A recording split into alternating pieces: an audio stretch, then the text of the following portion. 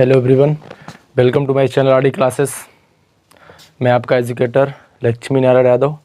आशा करता हूं कि आप सभी लोग स्वस्थ होंगे। और मैं आज की इस क्लास में आप लोगों को बताने वाला हूं कि अगर कोई आवेश वैद्युत द्विध्रुव के निरक्षीय स्थिति पर हो तो उस पर वैद्युत क्षेत्र की तीव्रता क्या होगी। पिछली क्लास में मैंने आप लोगों को बताया था कि जो वैद्युत द्विध्रुव होता क्या है और वैद्युत द्विध्रुव के कारण उसके अक्षीय स्थिति पर स्थित किसी बिंदु आवेश पर उस तीव्रता। ठीक है, तो सबसे पहले यहाँ पे हम मान लेंगे कि दो आवेश हैं। एक बिंदु ए पर है -q और एक है हमारा बिंदु बी पर। ठीक है, ये आपका +q। दोनों जो हैं एक दूसरे से 2l दूरी पर स्थित हैं और ये वैद्युत द्विध्रुव का निर्माण करते हैं। इनका मध्य बिंदु मान ले रहे हैं कि O है। ठीक है, तो यहाँ से ये दूरी आपकी l हो जाएगी और ये भी l हो जाएगी। अब बिंदु O से ऊर्ध्वाधर, ऊपर या नीचे कहीं भी ले सकते हैं। ठीक है, ऊर्ध्वाधर अगर हम कोई बिंदु ले लेते हैं तो उसी को बोलते हैं निरक्षीय स्थिति। जैसे यहाँ पे हम ले लेते हैं एक बिंदु P, माना O से ऊर्ध्वाधर कोई बिंदु हमने यहाँ पे P ले लिया। ये जो होगा ऊर्ध्वाधर बिंदु जो होगा यही इसकी निरक्षीय स्थिति होगी। ये आपकी निरक्षीय स्थिति P है। इस पे हम मानते हैं Q0, कोई धनावेशित Q0 परीक्षण आवेश लेकर आते हैं। मतलब कल्पना कीजिए कि हम कोई Q0 का एक धन आवेश यहाँ पे लेकर के आते हैं। तो जब यहाँ पे वो आवेश लेकर आएंगे तो उस पे जो तीव्रता होगी, यानी कि चुंबकीय क्षेत्र की जो तीव्रता होगी वो कितनी होगी, वो यहाँ पे गणना करना है। तो सबसे पहले हम यहाँ पे देखिए इनको मिला देते हैं। पहले इनकी दूरी ये जो है आप यहाँ से मिला देते हैं PB और PA को।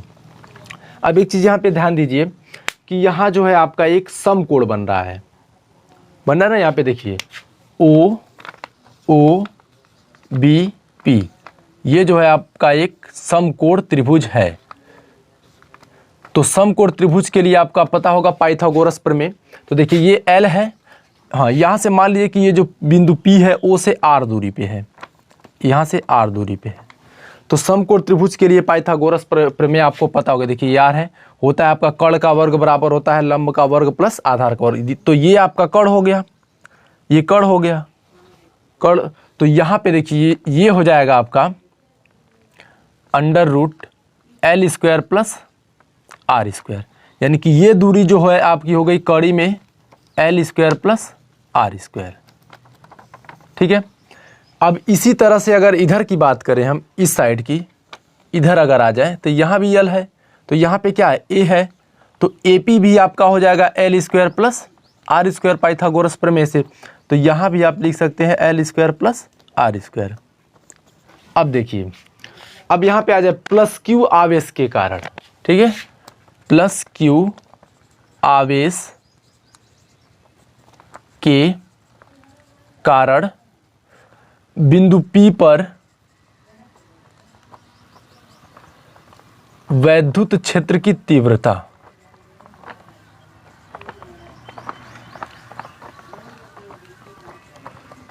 अब देखिए यहाँ पे हमने आपको बताया था कि यहाँ पे कल्पना की थी कि मैंने Q0 का कोई धन आवेश यहाँ पे लेकर आया था और ये भी आपका धन आवेश है।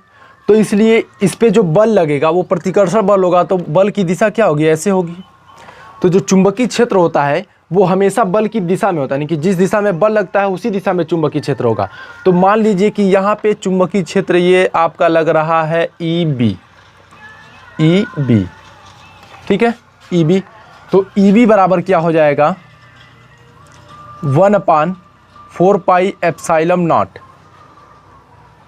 Q अपान ये आपका हो जाएगा PB का स्क्वायर। बीच की दूरी आपकी PB है ना, PB का स्क्वायर।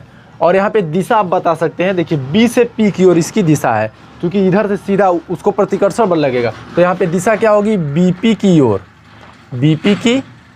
ओर।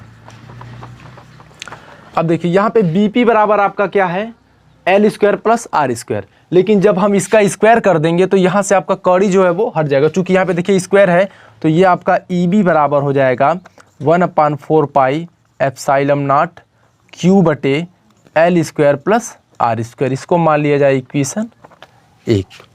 ये रहा आपका धन आवेश के कारण। अब इसी तरह से ऋण आवेश के कारण निकालिए। ऋण -Q आवेश के कारण बिंदु P पर वैद्युत क्षेत्र की तीव्रता। ठीक है, तो अब माइनस आवेश के कारण आ जाइए, यानी कि -Q आवेश के कारण।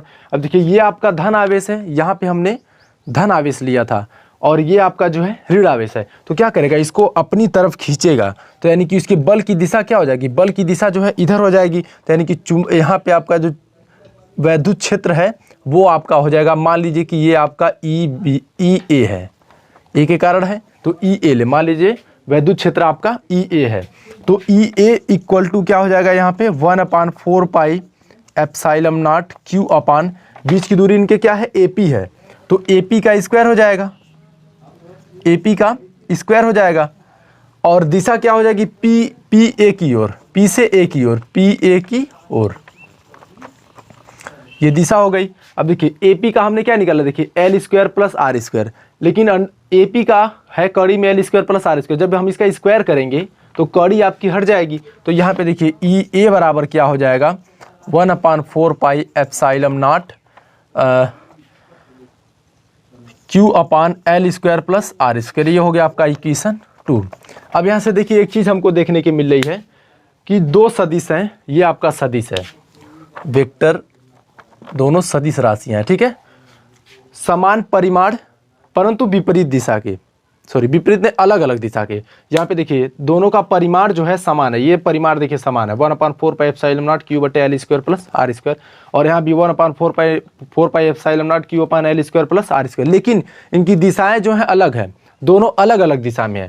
तो यहाँ पे क्या लिख सकते हैं हम कि परिमाण वेक्टर EA इक्वल टू होगा परिमाण वेक्टर EB, और ये बराबर में क्या है 1/4 pi epsilon not Q upon L square plus R square. ठीक है, अब आगे बढ़ते हैं, लेकिन अब हमको क्या बताना है, बिंदु P पर परिणामी बताना है कि हमारा बिंदु P पे जो नेट वैद्युत क्षेत्र की तीव्रता, यानी कि जो बिंदु P पर, अब यहाँ तो दो वैद्युत क्षेत्र की तीव्रता लग रही है, एक प्लस Q के कारण और एक माइनस Q के कारण, लेकिन वहाँ पे मेन कितना है, ठीक है, यानी कि दोनों को सॉल्व करने के बाद यहाँ पे कितना लग रहा है। तो अगर हम ऐसे देखें तो यहाँ पे देखेंगे कि दोनों के परिमाण तो बराबर है, लेकिन दिशाएं जो है विपरीत है, विपरीत नहीं है, अलग है, न तो विपरीत है और न ही समान है, यानी कि दिशा न तो विपरीत है न ही समान है, दोनों की दिशा अलग अलग है। देखिए एक की दिशा इधर है और एक की दिशा इधर है, विपरीत भी नहीं है समान भी नहीं है। विपरीत कब होगा आपका, जब ऐसे रहेगा तब, यानी एक इस दिशा में एक ऐसे विपरीत होगा, चाहे ऐसे रहेगा तब विपरीत होगा, लेकिन यहाँ पे देखिए एक की दिशा इधर है, एक की दिशा इधर, न तो विपरीत है और न ही समान है। तो इसके लिए क्या करेंगे, अब चूंकि यहाँ पे देखिए, तो अब यहाँ पे इसको मान लेंगे कि ये आपका थीटा कोण है, ठीक है, थीटा कोण हो गया, और यहाँ से AB के समांतर यहाँ एक रेखा खींच दीजिए आप। तो जब ये थीटा है और ये AB के समांतर खींच दिए तो ये भी आपका हो जाएगा थीटा। कैसे, आपने गणित में पढ़ा होगा कि जब दो समांतर रेखाओं को एक तिर्यक रेखा काटती है, ठीक है, तो ये संगत कोण जो होते हैं बराबर होते हैं, यानी कि ये जो है आपके संगत कोण है। तो इसी तरह से यहाँ पे ये जो हो गया, ये और ये संगत कोण हो गया, ठीक है। अब चूंकि ये थीटा है इसलिए ये भी थीटा होगा, क्योंकि यहाँ पे ये बराबर, ये दोनों बराबर है, देखिए दोनों बराबर है, तो जो त्रिभुज होता है, त्रिभुज यानी कि अगर किसी त्रिभुज की भुजा बराबर, दो भुजा बराबर हैं तो उनके सामने के कोण भी बराबर होते हैं, यानी कि ये और ये भुजा बराबर है, देखिए ये बराबर है ना, तो इसके सामने के कोण दोनों बराबर होंगे। तो अब यहाँ पे भी देखिए ये दो समांतर रेखाएं हैं, ये समांतर रेखा है, इसको एक तिर्यक रेखा काट रही है, तो यहाँ से ये कोण और ये कोण बराबर, इसको एकांतर कोण बोला जाता है। तो ये थीटा है, तो ये भी आपका हो जाएगा थीटा, ये हो गया। अब आपने 11 में पढ़ा होगा सदिशों का वियोजन। सदिशों का वियोजन है कि सदिशों को दो भाग में बांटा जाता है, उसको बोला जाता है सदिशों का वियोजन। तो उसमें क्या होता है, प्रक्षेप्य गति आप लोगों ने पढ़ी होगी, प्रक्षेप्य गति। तो उसमें जैसे मान लें कि कोई पिंड है जो प्रारंभिक u वेग से मैं उसको फेंका जा रहा है, ठीक है, तो उसके दो घटक होंगे।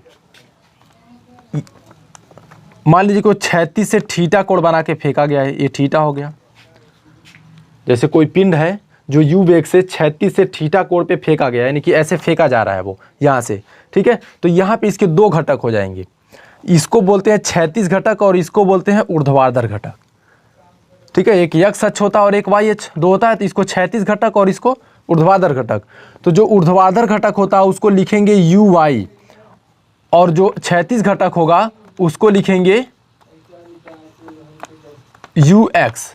और ux बराबर होता है u cos थीटा और uy बराबर होता है u sin थीटा, ठीक है ना। यहाँ पे देखिए दो दिशा हो गई ना, सॉरी दो इसके घटक मिल गए, एक ux हो गया एक घटक, तो ux u cos थीटा, एक uy u sin थीटा। तो वही चीज़ यहाँ पे भी करेंगे हम। जैसे अगर हम इसका वियोजन करते हैं, ये जो EB है, ठीक है, तो ये देखिए इस पे रेखा डालेंगे तो ये आपका होगा इसका क्षैतिज घटक, तो इसको लिखेंगे EB cos theta, EB cos theta. और अगर इसको हम थोड़ा आगे बढ़ा दें, OP को आगे बढ़ा दें, देखिए ये जो होगा इसका ऊर्ध्वाधर घटक हो जाएगा, तो इसको लिखेंगे EB sin थीटा। फिर इसी तरह से दूसरे वाले को ले लीजिए, तो देखिए यहाँ पे ये रेखा पड़ेगी, तो ये जो होगा देखिए ये इसका क्षैतिज घटक हो जाएगा और इसका ये ऊर्ध्वाधर घटक में आएगा, तो ये क्षैतिज घटक में आएगा। तो यहाँ पे इसका जो क्षैतिज घटक होगा ये होगा आपका EA cos थीटा और ये जो होगा इसका ये ऊर्ध्वाधर घटक होगा, तो ये होगा आपका EA sin थीटा, ठीक है। तो अब यहाँ पे एक चीज़ देखिए, EB sin थीटा और EA sin थीटा ये दोनों परिमाण में समान परंतु दिशा में विपरीत होंगे, इसलिए ये दोनों कैंसिल हो जाएंगे। तो यहाँ पे एक चीज़ लिख लीजिए पहले, EB sin थीटा तथा EA sin थीटा समान परिमाण परंतु विपरीत दिशा में है, अतः दोनों शून्य हो जाएंगे, ठीक है। तो यहाँ पे आपके वो दोनों जो हैं मिलके जीरो हो जाएंगे, क्योंकि दोनों की दिशा अलग है। अब आपका जो होगा बिंदु P पर कुल वैद्युत क्षेत्र की तीव्रता, कुल वैद्युत क्षेत्र की तीव्रता मान लीजिए कि ये आपका E है, ठीक है। तो यहाँ पे बचा कौन, अब ये तो खत्म हो गए, बच गया आपका EB cos theta, EB cos theta plus EA sin EA cos theta, ये बच गए। दोनों में से cos थीटा कॉमन कर दीजिए, cos थीटा कॉमन हो गया तो बच गया आपका EA प्लस EB। अब यहाँ पे देखिए EA और EB दोनों के मान जो 1/4πε0 Q/L² प्लस R² है। तो यहाँ पे देखिए दोनों का मान बराबर होगा, तो यहाँ इसको जोड़ करके लिख सकते हैं, 2 लिख सकते हैं। और यहाँ पे पहले cos थीटा का मान निकाल दीजिए कि cos थीटा बराबर होता है, cos थीटा बराबर होता है आधार बटे कर्ण, आधार बटे कर्ण, ठीक है।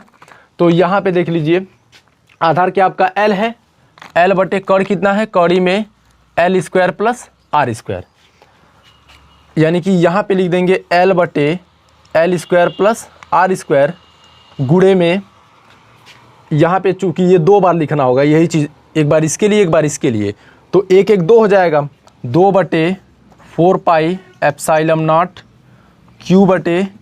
Q/L² प्लस R², ठीक है। अब देखिए आगे क्या हो जाएगा, ऊपर हो जाएगा आपका 2QL हो जाएगा बटे में